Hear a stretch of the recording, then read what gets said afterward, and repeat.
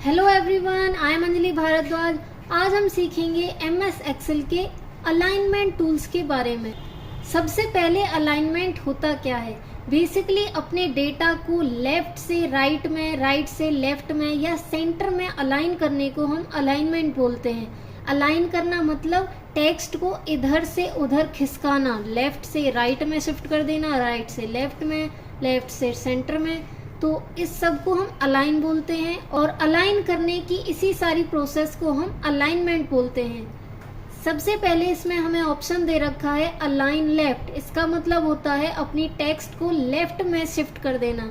देखो, जैसे मैं ये पूरा डेटा सेलेक्ट करती हूँ,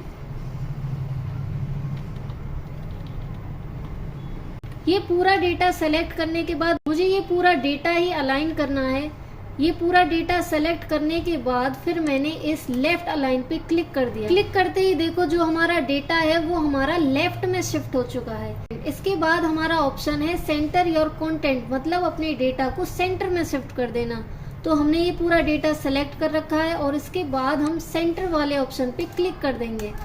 क्लिक करते ही देखो जो हमारा डेटा है वो फिर से लेफ्ट से सेंटर में शिफ्ट हो चुका है। इसके बाद है हमारा अलाइन राइट। इसका मतलब है डेटा को राइट में शिफ्ट कर देना। जैसे ही मैंने इस पर क्लिक किया तो जो हमारा डेटा है वो राइट में शिफ्ट हो चुका है। इसके बाद ये टॉप अलाइन है, मिडिल अलाइन है और बॉटम अलाइन है। तो ये सारे ही नीचे वाले ऑप्शन से रिलेटेड होते हैं। इसके बाद अब हमारा ऑप्शन है ओरिएंटेशन। ओरिएंटेशन का मतलब होता है अपने टेक्स्ट को डायगोनली या वर्टिकली रोटेट कर देना। तो देखो, जैसे मैंने ये 4th रो सेलेक्ट की और इसे सेलेक्ट करने के बाद मैंने इस वाले एरो पे क्लिक किया। क्लिक करते ही देखो यहाँ पे बहुत सारे ऑप्शंस आ गए हैं। स्टेप बाय स्टेप हम एक एक करके सबको समझेंगे। सबसे पहले है एंगल काउंटर क्लॉकवाइज। जैसे ही मैंने इस पे क्लिक किया तो देखो, जैसे ही मैंने इस पे क्लिक किया ये कुछ इस तरह से रोटेट हो चुका है। इसके बाद मैंने इसको फिर से सेलेक्ट किया और यहाँ पे एंगल क्लॉकवाइज मैंने इस पे क्लिक कर दिया तो देखो ये क्लॉकवाइज रोटेट हो चुका है।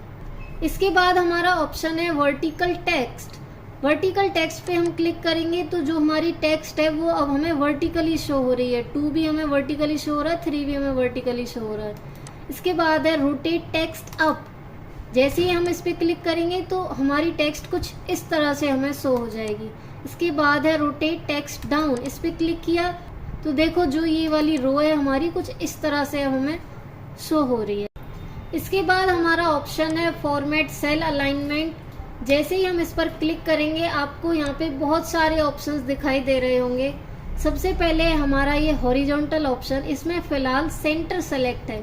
जैसे ही हम इस एरो पे क्लिक करेंगे तो देखो और भी ऑप्शंस हमें शो हो रहे हैं। इसमें से आप किसी पर भी क्लिक करके अपने हिसाब से अपनी टेक्स्ट को रोटेट कर सकते हो। जैसे मैंने यहाँ पे क्लिक कर दिया लेफ्ट, इसके बाद वर्टिकल में हमने सेलेक्ट कर दिया बॉटम। ठीक है, तो हमें वर्टिकली बॉटम में चाहिए और हॉरिजॉन्टली हमें लेफ्ट में चाहिए। इसके बाद यहाँ पे जो ओरिएंटेशन है वो 90 डिग्री हमने कर रखी है। इसके बाद हम ओके पे क्लिक कर देंगे तो देखो जो हमारी टेक्स्ट है वो अब कुछ इस तरह से शो होने लग गई। इसके बाद हम इसे फिर से नॉर्मली पहले की तरह करेंगे। उसके लिए फॉर्मेट सेल अलाइनमेंट में आप हॉरिजॉन्टल में सेंटर कर सकते हो और वर्टिकल में आप फिर से सेंटर कर सकते हो। और जो ओरिएंटेशन में हमने एंगल दे रखा है उसमें आप 0 डिग्री कर सकते हो। ठीक है, 0 डिग्री करने के बाद हमें ओके पे क्लिक कर देना है। तो जो हमारी टेक्स्ट है वो फिर से पहले की तरह हो चुकी है। इसके बाद हमारा ऑप्शन है इंक्रीज इंडेंट का। इसका मतलब होता है जो हमारी टेक्स्ट है वो सेल के बॉर्डर से दूर होती चली जाएगी। जैसे ही मैं इस पे क्लिक कर रही हूँ तो जो हमारी टेक्स्ट है वो सेल के बॉर्डर से दूर होती जा रही है। लेकिन जैसे ही फिर मैं इस वाले ऑप्शन पे क्लिक करूँगी जो कि है डिक्रीज इंडेंट, जैसे ही मैं इस पे क्लिक करती हूँ तो जो हमारी टेक्स्ट है वो फिर से पहले की तरह बॉर्डर के क्लोज आती जा रही है। इसके बाद हमारा ऑप्शन है रैप टेक्स्ट का। इसका यूज हम किस लिए करते हैं? देखो, जैसे मैंने यहाँ पे ये मैथ लिख रखा है, इसमें मैं लिख दूंगी मैथमेटिक्स। तो देखो जो अब हमारी मैथमेटिक्स है वो हमें अच्छे से शो नहीं हो रहा है। इसका M हमें दिख नहीं रहा है और इसका S भी हमें नहीं दिख रहा है। उसके लिए हम अब रैप टेक्स्ट पे क्लिक करेंगे। रैप टेक्स्ट पे क्लिक करते ही देखो जो हमारा CS है वो नीचे आ गया। अब हमें मैथमेटिक्स अच्छी तरह से शो हो रहा है। इसके बाद है हमारा ऑप्शन मर्ज एंड सेंटर, जो कि बहुत ज़्यादा इम्पोर्टेंट होता है। इसका यूज हम कैसे करते हैं, देखो सबसे पहले हम इसके ऊपर एक रो इंसर्ट करते हैं। उसके लिए हम फर्स्ट रो पे जाएंगे और माउस से हम राइट क्लिक करेंगे। राइट क्लिक करने के बाद देखो यहाँ पे ऑप्शन आ रहा है इंसर्ट ऑप्शन। जैसे ही मैंने इंसर्ट पे क्लिक किया तो देखो यहाँ पे एक रो इंसर्ट हो चुकी है। ठीक है, इसमें अब हम लिखेंगे रिजल्ट ऑफ स्टूडेंट्स। इसके बाद हम इस वाली सेल से SST वाली सेल तक अपनी सेल्स सेलेक्ट कर लेंगे। सेलेक्ट करने के बाद फिर हम यहाँ पे मर्ज एंड सेंटर पे क्लिक कर देंगे। मर्ज एंड सेंटर पे क्लिक करते ही देखो जो हमारी टेक्स्ट है वो सेंटर में आ चुकी है और जो हमारी 6 सेल्स थी वो सारी मर्ज हो चुकी हैं। मतलब कि जो हमारी 6 सेल थी ना, उन सब ने मिलके हमारी एक सेल बना दी, जो कि यहाँ से और यहाँ तक है। ठीक है, और सेंटर का मतलब क्या है, जो हमारी टेक्स्ट है वो हमारी सेंटर में आ चुकी है।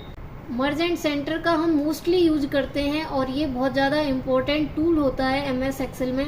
कोई भी डेटा तैयार करना हो इसका यूज हम बहुत ज़्यादा करते हैं। होप आपको अलाइनमेंट टूल समझ आ गए होंगे।